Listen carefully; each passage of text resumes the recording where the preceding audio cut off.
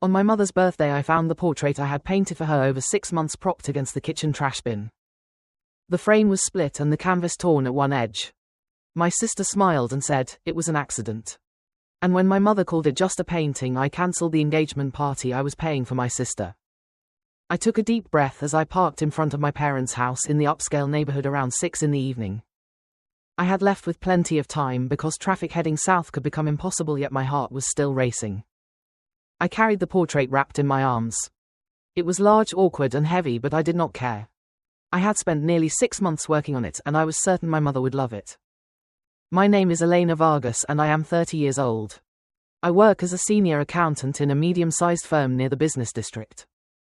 I am not rich, but I earn well. I manage some small clients on my own and I am careful with money. I pay my rent, my bills, my painting classes, and I even save a little. I grew up in that house with my parents Don Javier and Lucia, and with my younger sister Valeria. Valeria is 6 years younger than me. As children we were very close, but over the years everything changed. My mother was turning 55 and my father had organized a lunch at home to celebrate her. When I entered the house it was already full of noise, laughter, soft music, plates in the kitchen, and relatives greeting each other as if they had not seen one another in years. I went straight to the hallway where they had set up a gift table near the kitchen. I placed my gift carefully, propping it against the wall so it would not fall. The frame was professional and custom made. It had cost me nearly 500 pesos alone, but it was worth it. I had been taking painting classes for over a year at a studio in the elegant district 2 nights a week after work. Drawing had always been my thing. As a child I filled the margins of my notebooks with faces and flowers, but only recently had I dared to take it seriously. The portrait of my mother was my biggest project. I used a photo from her civil wedding as reference. She appeared young with her hair loose over her shoulders, a calm smile and a light in her eyes that I had always loved. I wanted her to look as I saw her in that photo, beautiful, strong and full of life. I worked on every detail, the fall of her hair, the shape of her smile, the sparkle in her gaze. It took entire afternoons, full weekends and many corrections. When I finished I knew it had turned out well. There were about 25 people, close family, longtime friends of my parents, 2 neighbors and several cousins I rarely saw. My Aunt Claudia hugged me tightly. My Uncle Jose asked about my job, my health and whether I was still living alone, the usual questions. My mother was at the center of everything, wearing a navy blue dress with a huge smile. She looked happy. When she saw me she opened her arms. "Elena, daughter, I'm so glad you made it." She hugged me tightly. I hugged her back, feeling the familiar perfume she had worn since I was a child. My father approached afterward. He gave me a brief hug and a pat on the shoulder. "Good to see you, daughter." My father has always been quieter. He lets my mother lead the conversation, observes, nods and says little. Valeria arrived about 10 minutes later and of course made an entrance. The door opened dramatically and her voice filled the house before she did. "Mom, happy birthday." Everyone turned. That was Valeria. She did not just arrive, she made everyone look. She wore a tight red dress and very high heels, far too flashy for a family lunch at home. Beside her came her fiancé Diego Morales in an expensive suit with an uncomfortable expression, as if he knew they were overdressed for the occasion. Valeria ran to my mother with a small box wrapped in gold paper. "I brought you something precious, Mom." My mother opened the box with an excitement I had rarely seen when receiving anything from me. Everyone was watching her. Valeria knew it. Valeria had always operated that way. She needed to be the center. From childhood I had been chatting with cousins for half an hour when I noticed Valeria was no longer with Diego. I saw her heading to the hallway with her glass, but I paid no attention. Everyone was gathered around my mother because they were about to cut the cake. Then I heard it. A dull thud in the hallway. It was one of those sounds that silences an entire conversation. Wood cracking, glass vibrating, something heavy falling badly. My stomach sank. I pushed through the people and ran to the hallway. The gift table was still there, but my gift was gone. I looked toward the kitchen. The wrapping paper was torn on the floor and the portrait was propped against the large trash bin, half covered by a black bag. I approached almost without breathing. The frame was split in 2. Not cracked, split. The canvas was wrinkled and torn at one corner. It did not cross my mother's face, but it deformed one side of the background. All that work, all those months, destroyed in seconds. I lifted it with trembling hands. At first I tried to convince myself it could be fixed. Maybe change the frame, save the canvas. But as I held it I knew the truth. That had not been an accident. A frame like that does not split in half from falling sideways. A canvas does not end up like that by chance. Someone had done it on purpose. Wow, said a voice behind me. Looks like your little painting had an accident. I turned around. Valeria was standing in the hallway with a small smile she could not hide. Diego was a few steps behind her. When he saw the portrait, he froze and looked down. An accident? I asked. Valeria raised an eyebrow. It seems so. The frame is split in two, the canvas is torn. How exactly is that supposed to happen by accident? She shrugged. I don't know, maybe it fell awkwardly. Fell awkwardly. Valeria, it was you. She opened her eyes with fake surprise. Me? Oh please. You ruined my gift. How dramatic you are. It's just a painting. I felt my face burn. My hands were shaking so much I had to hold the portrait against my chest to keep from dropping it. She was not even really denying it. She was just standing there smiling as if it were a private joke. At that moment my mother arrived with my father behind her. What is going on? She asked. Why are you shouting? I am not shouting, I said, though my voice came out broken. My mother looked at Valeria, then at me. Mom, look at this. I lifted the broken portrait. Look what Valeria did to my gift. My mother barely glanced at it for a few seconds. Then she looked at Valeria. What happened, daughter?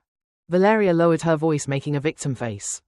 It was an accident, Mom. I don't know why Elena is acting like this. I let out a dry laugh.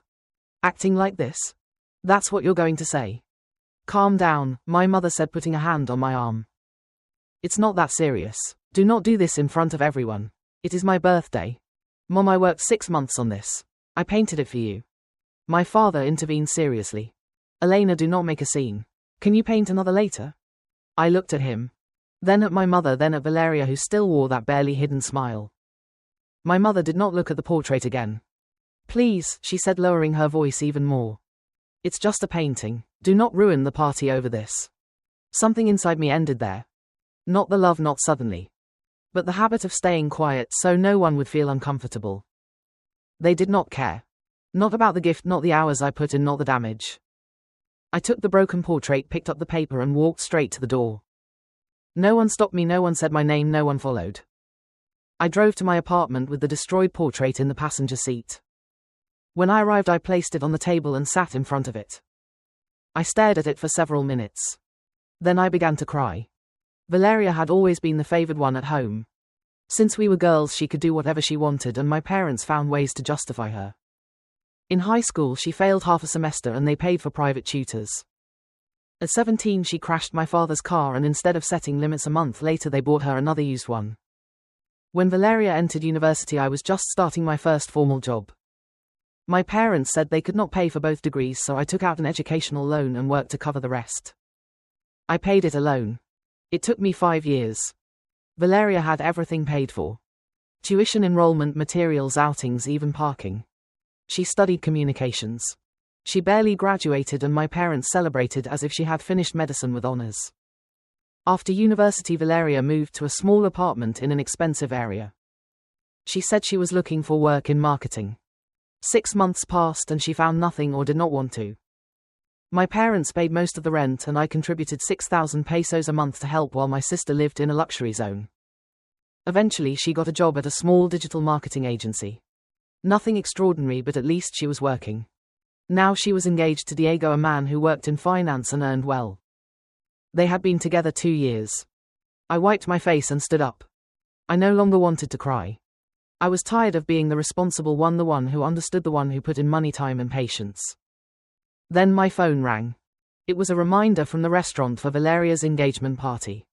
Final payment reminder due in 3 days. Current balance 25,000 pesos. 2 weeks earlier, Valeria had called me almost crying. She said she had found the perfect place, a terrace in the elegant district, but it was very expensive and she did not have enough money at the moment.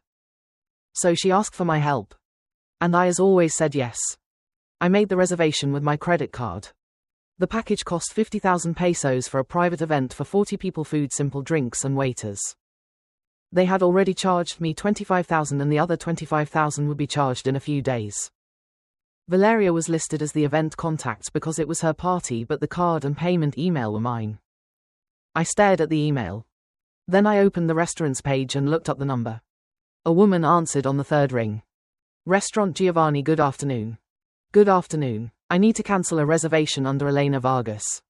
It is for Valeria Castillo's engagement party in 2 weeks. I heard typing. Yes, I have it here. For security, I need to confirm the registered email and the last 4 digits of the card. I gave her the details. Thank you. We can process the cancellation. I must inform you there is an administrative penalty of 8,000 pesos. So far 25,000 have been paid, so you will be refunded 17,000. The money should appear in your account in 3 to 5 business days. I also need you to confirm the cancellation from the registered email. All right. I sent the email while we stayed on the call. Done, she said after a few seconds. The reservation has been cancelled. We will also notify the event contact. Thank you. I hung up. I sat there trembling. But I no longer owed another 25,000 pesos for a party that was not even mine. The next day at work, my phone started ringing. It was Valeria. I did not answer. She called again, and on the 4th call I picked up. What do you want, Elena? What did you do? Her voice was out of control. The restaurant called me. They said you cancelled my engagement party. Are you crazy? Do you have any idea how hard it was to get that place? There are no dates left, everything is booked. That is no longer my concern, Valeria. What do you mean it is not your concern? It is my engagement party. Then you should have paid for it yourself. This is because of the painting, right? I cannot believe you are doing this over a painting. Maybe you should not have destroyed it. There was silence. Then she started to cry. Not loud, but a discreet sob, as if a tragedy had happened. Elena, please forgive me for the painting. Yes, I am sorry, but you cannot do this to me. There are 2 weeks left. I have nowhere to hold the party. That is no longer my problem. Please, and another thing, I will not help with the wedding either. Handle it yourself. I hung up and blocked her number. My hands were shaking, but I felt good. Scared, yes, nervous, but good. An hour later, the phone on my desk rang. It was my mother. Elena Vargas, what is going on in your head? When she used that tone, she was furious. Valeria just called me crying. She says you cancelled her engagement party. How could you do something so cruel? She is your sister. She destroyed my painting, Mom, the one I worked 6 months on for you. And you did not even care. It was an accident. Stop exaggerating. It was not an accident. The frame was split. The canvas was torn, and the worst part was not even that. Oh no, the worst was that you did not even look at it. Please, it was just a painting, an amateur's work. It had no real value. I felt those words like a slap. Just a painting, an amateur work with no real value. I took a deep breath. You know what, Mom? I finally understood it. What? You only look for me when you need money. That is what I am to this family. An ATM. Do not talk nonsense. Now you are going to call the restaurant and fix this. No. I hung up. The phone rang again immediately, but I did not answer. My cell phone started vibrating too. This time it was my father. I rejected the call. The rest of the day they kept looking for me. Calls, messages, voice notes. All saying the same thing, that I was selfish, cruel, that I was ruining the most important moment of my sister's life. I did not respond. That night while preparing dinner, I opened Instagram. Valeria had posted a video. She was sitting in her living room crying in front of the camera. Her makeup was smudged, though I knew her well enough to see she had chosen the angle carefully. I do not usually post such personal things, she said. But my sister is trying to ruin my engagement out of jealousy. She cancelled the venue for my party 2 weeks before because she cannot stand to see me happy. I do not know what I did to deserve this. The comments filled up quickly. How awful, friend. Your sister went too far. Do not let anyone dim your light.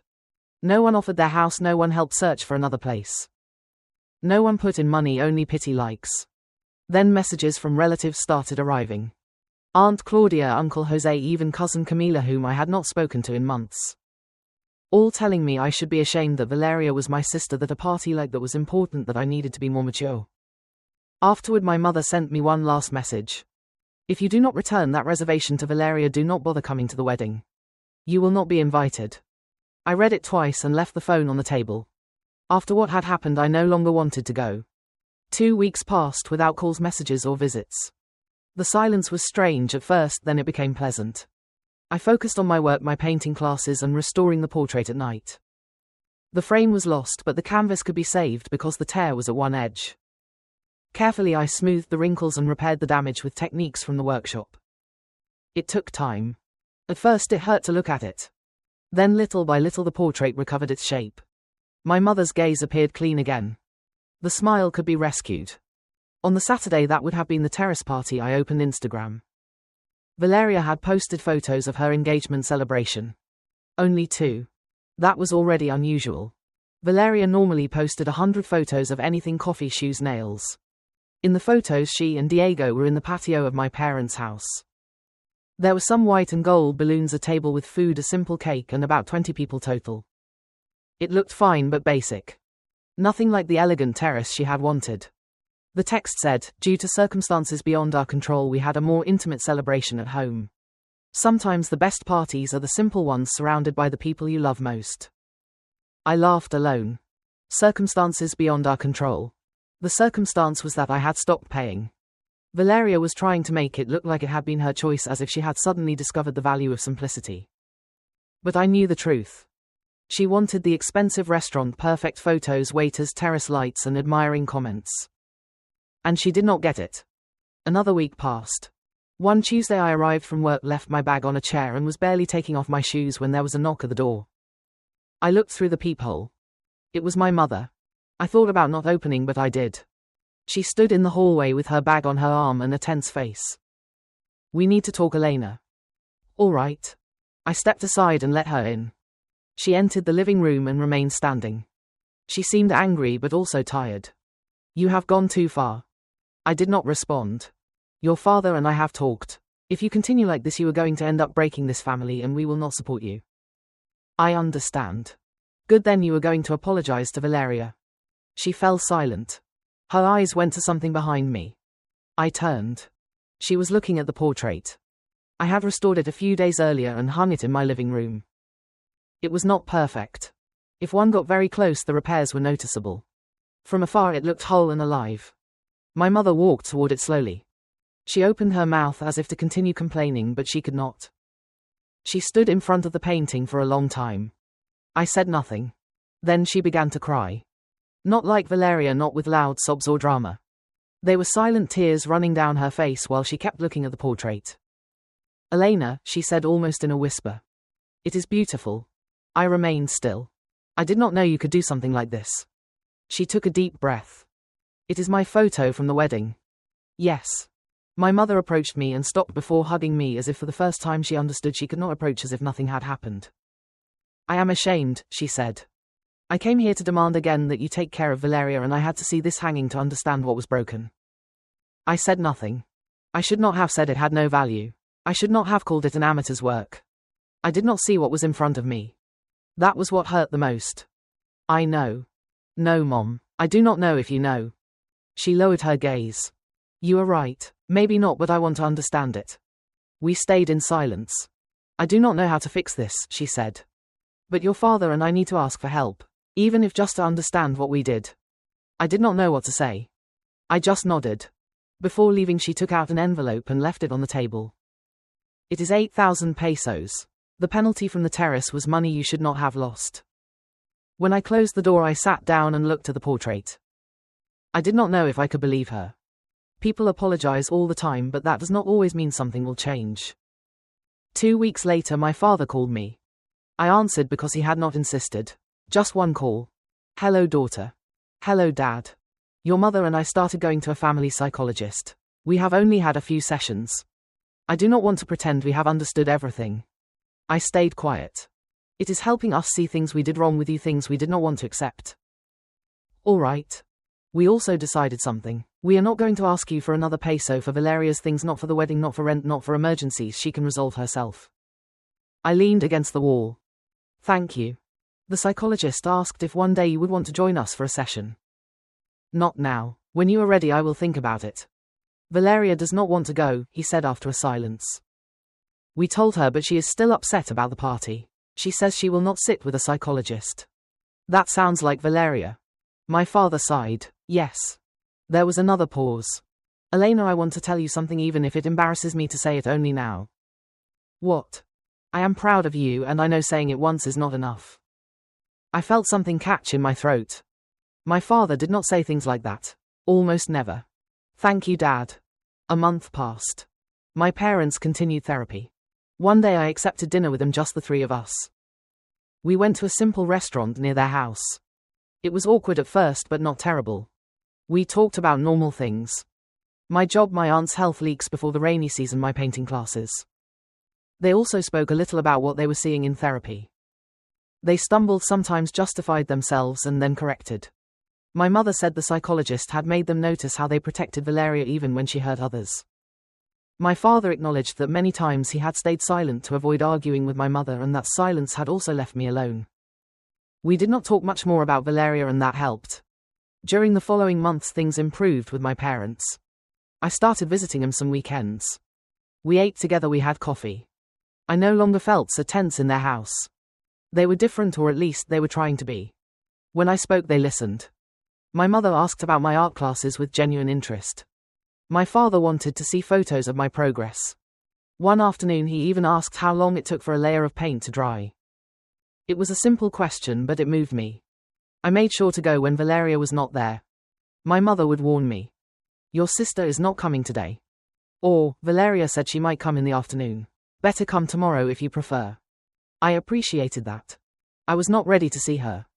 One day my phone rang with a number I did not recognize. I almost did not answer, but something made me do it. Hello, Elena, it is Valeria. I felt my body tense. I do not want to talk to you. Just listen to me for a second. Valeria. Mom and Dad are ruining my life. I closed my eyes. Since they started that therapy, they changed completely. They say they will no longer pay for my wedding. Good for them. Good for them, Elena. They had promised me. Then talk to them. This is your fault. You turned them against me. No, Valeria, I did nothing. They finally understood. They have 2 daughters, not 1 daughter, and an emergency card. How unfair you are. No, what was unfair is that for years you received everything and I had to understand it. Here you go again. I am finished. Valeria, you are not a child. You and Diego can pay for your own wedding. You do not know what you are talking about. Yes, and I also know you are no longer untouchable. Learn to live with that. I hung up. A couple of days later my father told me Valeria had had a big fight with them. She demanded money for the wedding. They refused.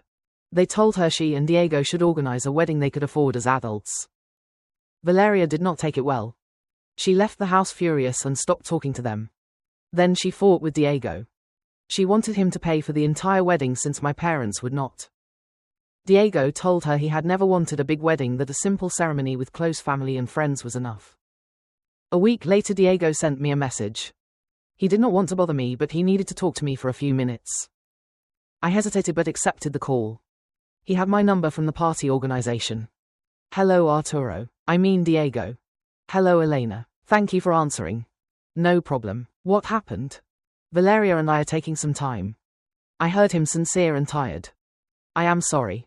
I really love her, but right now she seems to care more about money than anything else, and I cannot handle that anymore. I did not know what to say. At the time I got angry about the terrace, he added. Now I understand it was not just the terrace. Thank you for telling me. I hope one day you can work things out. Me too, but it does not depend only on me. I know. After that call I felt bad for him. Diego seemed like a good man caught in a family dynamic that was not even his.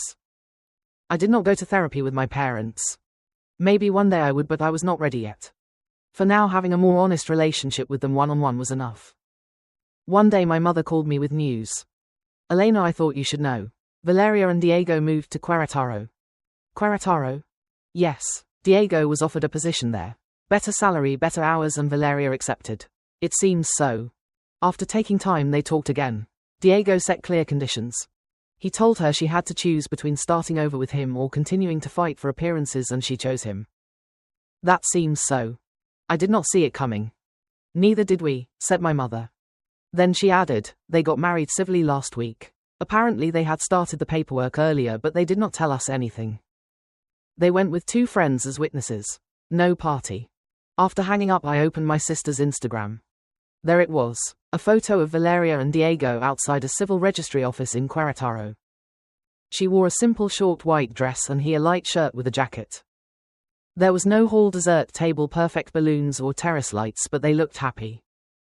The text said, "We got married civilly. One of the most beautiful decisions of our lives. Sometimes starting simple is starting better." I looked at the photo for a long time. Part of me was still angry. Valeria had broken my painting, humiliated me, tried to turn everyone against me. But another part wondered if perhaps something was changing. A few days later, I went to eat with my parents on a Sunday. My mother prepared noodle soup, chicken in green sauce, rice and beans, home cooking. Afterward, we sat in the living room with coffee. My mother mentioned Valeria carefully. "She has been calling more often." I just nodded. "She and Diego are doing well. Both are working. They rented a small house and she has not asked us for money even once." "That is good." My mother held her cup with both hands. "She asked about you." I felt my chest tighten. "She wanted to know how you were." I did not answer. "She also said she would like to make peace with you." I took coffee to buy time. "I am not ready." "I understand. I want to see if she has really changed. If this is permanent or only because she has no choice now. It is fair. I am not saying I will never talk to her. Maybe later, but not now." My mother nodded. "We will not pressure you." When I left the house that afternoon, I stayed a few minutes in the car. I thought about Valeria and Diego in Querétaro starting from zero. I thought about that photo outside the registry for the first time. In a photo of Valeria, she did not seem to be posing to beat anyone. When I arrived at my apartment, I took out my art materials, searched for the photo of their wedding on Instagram and saved it on my phone. Then I opened my sketchbook and started a sketch. It took me 3 weeks to finish it. I painted Valeria and Diego just as they looked in the photo. Her in her simple white dress, him in his jacket. Both smiling without so much production around them. I did not do it to forgive her. No. I did it because I did not want the last thing that came from my hands for her to be anger. It was not as detailed as my mother's portrait, but it was good work. I asked my mother for Valeria's new address. Then I packed the painting with cardboard bubble wrap and a rigid box. I sent it insured to Querétaro, marked as fragile. I included no letter, no card, no explanation. I just sent it. A few days later, I was at work when a notification arrived. Valeria had posted something new. I opened the app. It was a photo of her in what seemed her living room. Behind her on the wall was the portrait I had painted. She smiled at the camera. The text said, "I just received the most incredible wedding gift from my sister. It is the best gift anyone has ever given me. Thank you, Elena." I read it 3 times. I left the phone on the desk and went back to work. That night my phone vibrated with a message from an unknown number. It was Valeria. "Elena, I am not going to ask you to reply." I opened the portrait and it made me ashamed to remember what I did with the other one. "It is beautiful. Sorry for everything. I know I broke it. I know I lied. I know I turned everyone against you. I do not deserve that you sent me anything, but thank you. I miss you." I read the message several times. I did not reply. I was still not ready to talk to her, but I saved her number. Maybe in a few months I would write if she truly sustained the change she had started. But that would be later. For now, I had my painting classes, my parents back in a more real way, and my apartment with my mother's portrait hanging on the wall, reminding me that my work did have value. I had spent too many years being the responsible one, the one who gave, the one who understood, the one who accepted scraps of affection, but no more. I was not going to be anyone's ATM again. I was not going to allow him to treat me as if I did not matter. And if Valeria wanted to come back into my life, she would have to prove she had really changed. I looked at her message one more time. Then I turned the phone face down, took out my sketchbook and started a new piece. This time it was not for my mother, not for Valeria. It was for me. Thank you for listening to today's story. Don't forget to like, share, and subscribe to support the channel. See you in the next story.